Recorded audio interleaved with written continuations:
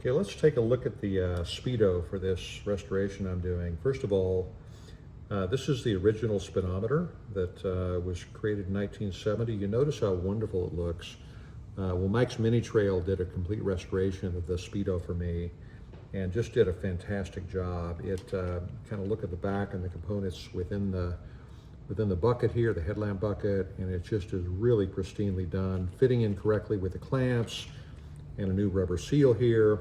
And so I'm excited about how that turned out. And of course, this is the candy emerald green that I just had painted up in Oklahoma City. So great job here. And then this part is what I'm actually most excited about, because this is the original rim that I had re-chromed, and it looks fantastic. And it's the original internal casing here. And notice how this is all worn here. I'm gonna leave it like that.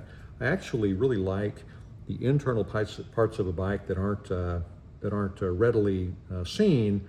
It's okay if they look worn. And so obviously I'm gonna replace the bulb in here, but this part is just pops out, and the bulb can be replaced. And so it's got the original adjustment screw here, which is awesome, and the original clips and the original little cotter pins here, which is amazing. So excited.